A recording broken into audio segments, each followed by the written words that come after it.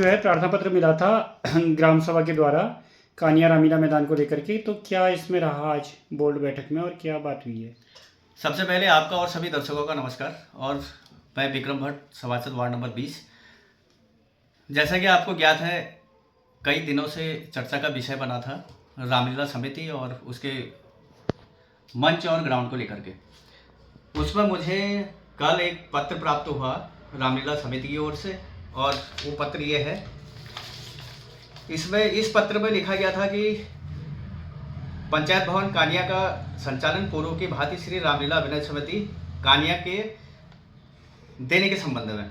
तो उसमें लिखा था, महोदय सविनय निवेदन इस प्रकार है कि रामलीला अभिनय समिति कानिया हमेशा आयोजन करती आती है, और वहाँ पश्चिमी क्षेत्र चोरबानी, गौजानी, कानिया, किशनपुर, पांडे, धर्मपुर, नफनिया, हिम्मतपुर, डोडियाल, सावलदे पश्चिमी, सावलदे पूर्वी, ढेला, सिमलखलिया, बासीटीला, लक्ष्मीपुर, ठेरी, करणपुर, मोतीपुर आदि का जो भी क्षेत्र है, गौजानी, शिवलालपुर तक का, यह रामलीला मंचन वहाँ पर विगत 75 सालों से 1950 से होते आता है, और इतने गांव के लोग वहाँ रामलीला मंचन को देखने आते हैं।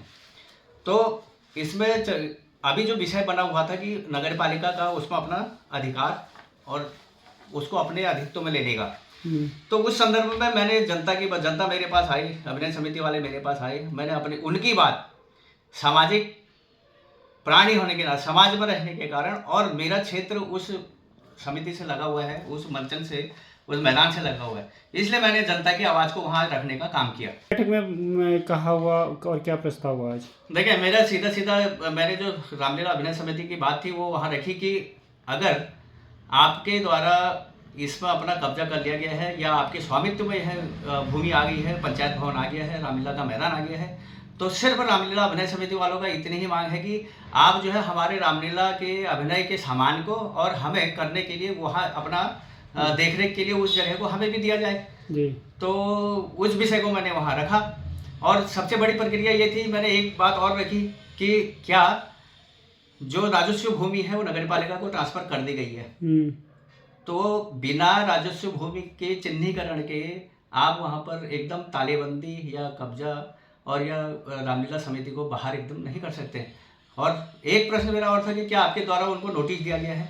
जो अभिनय समिति 75 सालों से वहाँ अपना काम कर रही है, क्रियाकलाप कर रही है, तो आप उनको एकदम बिना नोटिस दिए हुए जाते हैं और एकदम सामान उनका बाहर रख देते हैं, तो क्या यह वैधानिक प्रक्रिया के अंतर्गत आता है? के द्वारा क्या कहा गया है? देखिए, नगर पालिका के ईओ साहब के द्वारा स्पष्ट रूप से मना कर दिया गया था कि हम उसमें सहयोग नहीं कर सकते हैं, और उन्होंने समिति की मंशा पर भी प्रश्नवाचक चिन्ह लगाया। एनओसी का भी विषय इसमें आया था, क्या आप कहेंगे? देखिए, रामलीला अभिनय समिति कानिया द्वारा अपना रजिस्ट्रेशन कराने के लिए एनओसी नगर पालिका के द्वारा मांगी गई, और उनके द्वारा उस विषय को बोर्ड बैठक में लाया गया, जिसमें कि उनका निर्णय ये निकला था कि हम कोई एनओसी देंगे नहीं। पर इसमें कानूनी प्रक्रिया यह है कि क्या एनओसी के लिए बोर्ड बैठक में उस विषय को लाना जरूरी है, यह वह अधिशासी अधिकारी के अपने क्षेत्राधिकार की बात है।